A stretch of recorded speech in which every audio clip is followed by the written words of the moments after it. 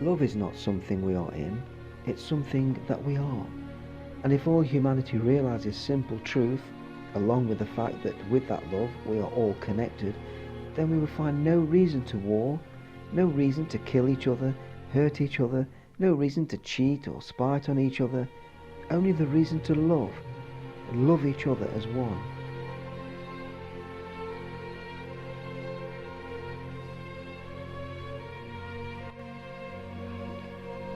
In this physical reality we live in, we are taught to view people by their divisions and labels.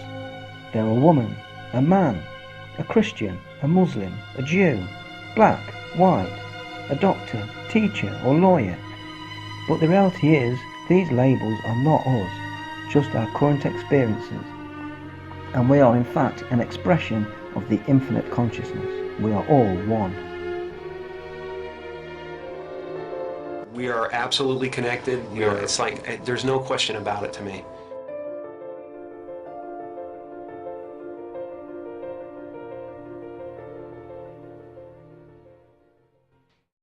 While I perceive this table as a solid object, if I was to change the frame or the reference and perceive this table from a viewpoint of electrons and neutrons or any of the subatomic particles which populate the universe at the quantum level, this table will then subside and melt into pure vibrational energy.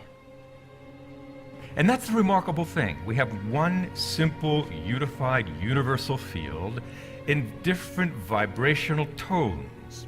And these different vibrational frequencies are the building blocks of the universe. The whole universe is nothing but that. So think of a single entity vibrating in different tones. And those different frequencies correspond to the 5 spin types and ultimately to everything in the universe. So this body is nothing but the fluctuations or vibrations of this universal ocean of being. This mind is nothing but the vibrations of universal being. You are nothing but the vibrations of the same universal ocean of intelligence. The human body has approximately 40 trillion cells, and within each of these cells is the complexity and workings akin to the universe itself. The cell's nucleus is made up of entangled strings of DNA formed into chromosomes. Those threads of DNA are made of tiny beads which string together the DNA, and in turn the DNA is formed by spiraling molecules.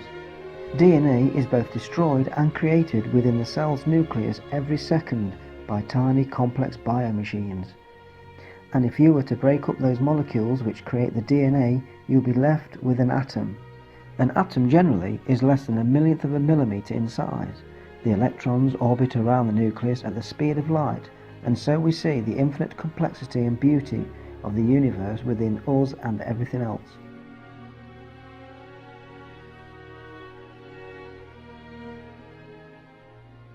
We are picking up information from this, what I call the cosmic internet. The 5 senses are turning it from vibrational information into electrical information, which then is decoded by the brain into this world that we think is outside of us, because that's the illusion, but actually only exists in our head, only exists when we decode it. The world is like a ride at an amusement park, and when you choose to go on it, you think it's real, because that's how powerful our minds are. And the ride goes up and down and round and round. It has thrills and chills, and it's very brightly colored, and it's very loud, and it's fun for a while. Some people have been on the ride for a long time, and they begin to question, is this real, or is this just a ride? And other people have remembered, and they come back to us, and they say, hey, don't worry, don't be afraid, ever, because this is just a ride. It's just a ride. We can change it anytime we want. It's only a choice. No effort, no work, no job, no savings of money. A choice right now between fear and love. The eyes of fear want you to put bigger locks on your door, buy guns, close yourself off. The eyes of love instead see all of us as one. Here's what we can do to change the world right now. Do a better ride. Take all that money we spend on weapons and defense each year and instead spend it feeding, clothing, and educating the poor of the world, which it would many times over, not one human being excluded, and we can explore space together, both inner and outer, forever in peace. So if you are an event. Every event, there's no such thing as a single event. The only possible single event is all events whatsoever. That could be regarded as the only possible atom. The only possible single thing is everything. And your life, however short, everything depends on it. If that did not happen, nothing would happen. So in this sense, the whole world bears your signature. It would not be the same world if it weren't for you.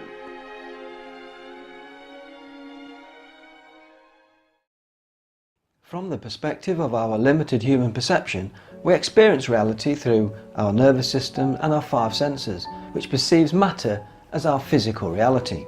But when we go down to the subatomic level, we don't find matter anymore, but pure energy. Some call this the unified field, to others it's the matrix.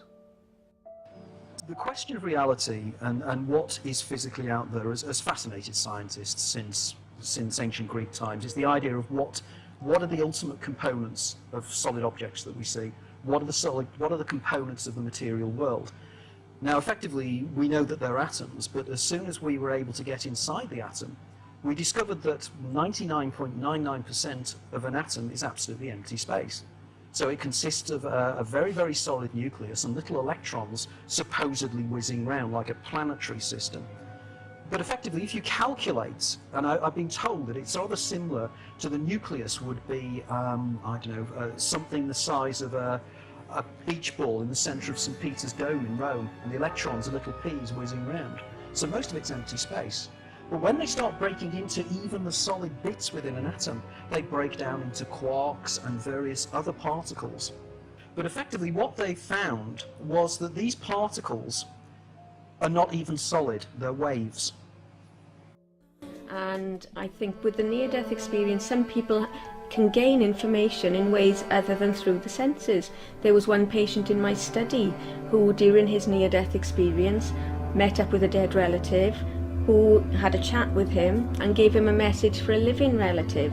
So when the man revived, he gave this message to the living relative, and she was absolutely astounded that he should know this information. It is something that she'd gone to great lengths to keep a secret from him. So how do you explain that?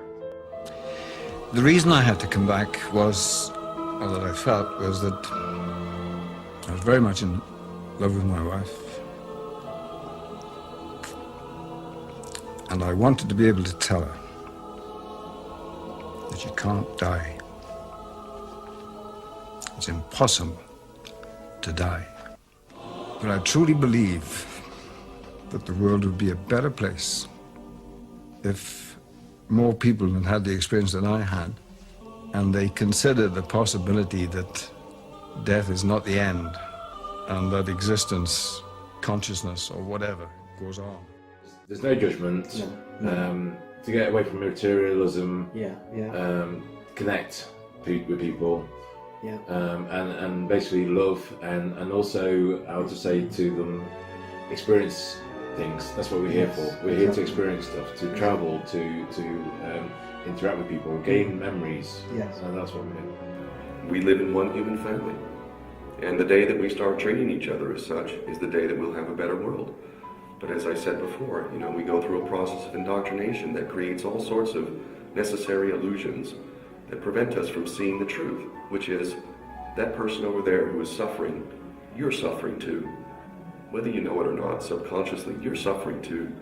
Injustice anywhere, to quote Martin Luther King. Injustice anywhere is a threat to justice everywhere. And it's absolutely true. Again, they're not just out there. Space and time are tools of our mind. They're forms of animal understanding. But experiment after experiment shows that not a single particle out there exists with real properties until it's observed. So it doesn't take a genius to realize that that reality is a process, again, that involves consciousness. The key to happiness, in truth, is the opposite of what we're told. The key to happiness is what you can give. And the more you're giving, the more happiness you will find. And that is quite revolutionary. And it would change the entire way the world sees itself, the way we see ourselves, if we thought that way. And again, we would solve all of our problems very, very quickly if we started to see it that way. Because we have tremendous capacity to give. We do. And we don't take advantage of that blessing. Oftentimes we get caught in that trap of accumulating money and possessions. And that's not going to make you happy. How about a positive LSD story? Wouldn't that be newsworthy just once, to base your decision on information rather than scare tactics and superstitions and lies? Just once. I think it would be newsworthy. Today, a young man on acid realized that all matter is merely energy condensed to a slow vibration, that we are all one consciousness experiencing itself subjectively. There is no such thing as death. Life is only a dream, and we're the imagination of ourselves. Here's Tom with the weather. I understood suddenly how thought was just an illusory thing. And how thought is responsible for, if not all, most of the suffering we experience. And then I suddenly felt like I was looking at these thoughts from another perspective. And I wondered, who is it that's aware that I'm thinking? And suddenly I was thrown into this expansive, amazing feeling of freedom from myself, from my problems. I saw that I was bigger than what I do. I was bigger than my body. I was everything and everyone. I was no longer a fragment of the universe. I was the universe. Everything vibrates to its own frequency, even you, and even our thoughts and feelings. It's all governed by the law of vibration. Now, many people live the old adage of seeing is believing, but just because you can't see something, it doesn't mean it's not real or true. In fact, you could say it's the other way around. Believing will make you see. Most people choose to look at what they know or see and only rely on their five senses, not willing to keep an open mind and not accept the truth that everything vibrates, and that we're all vibrating transmitters, sending or transmitting our thoughts and feelings into the universe 24/7, connecting to everything, because we are all the everything. We are all one consciousness, one conscious energy, and the most powerful energy within us all is love.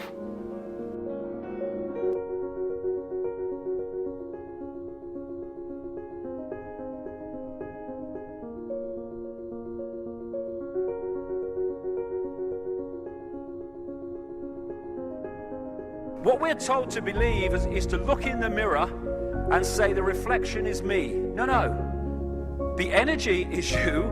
The reflection is the vehicle your consciousness is using to experience this reality. And we look at everything in these terms here, down the microscope, in little me. When we just move that point of observation, and that is everything. Everything comes from that. Everything changes from that. If we can just move our self-identity from I am this person in the body with this name to I am all consciousness having an experience of this name and this vehicle to experience this reality, everything changes.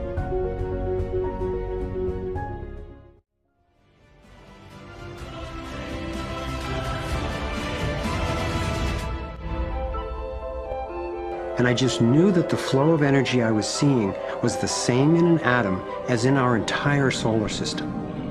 I felt deeply that I, too, was somehow made of that same pattern. This vision was what originally got me into science, into trying to figure out how the universe works and how we humans fit into the overall pattern of life energy.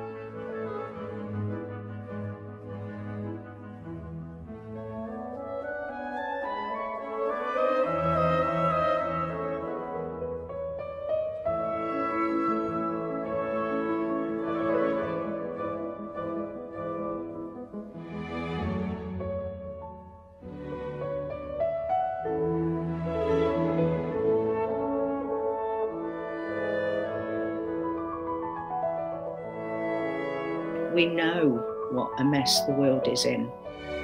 And we know also that each one of us needs to take responsibility from that place of love, and we need to discipline. We need to all be in this together. Let peace be the religion of the world, and we need to remember we're all part of the whole, because we have got to resolve our own belief system and how we see it, and untangle everything we've been taught. When you've done that, you're free, and you see what's going off. You see the triggers. You see when you're coming from the love or the fear or the trigger or a needing to be right or wrong. It's the most fascinating journey you'll ever be on. And so let peace be the religion of the world, because kindness and love, compassion, humility, and just the joy of being in the moment, that's what life's about, sharing the love.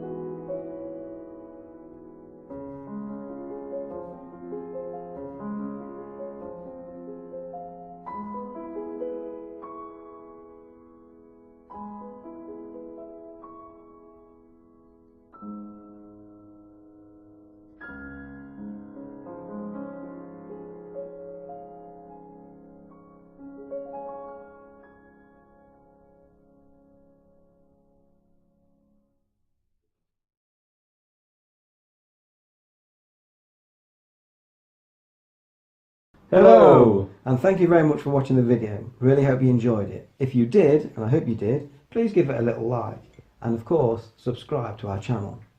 We also have our Facebook account, information is below. And the ways you can fund us is also down below. And remember, let's unite and not to fight. And together, we can unite this planet better. Thank you very much. Bye-bye. Bye-bye.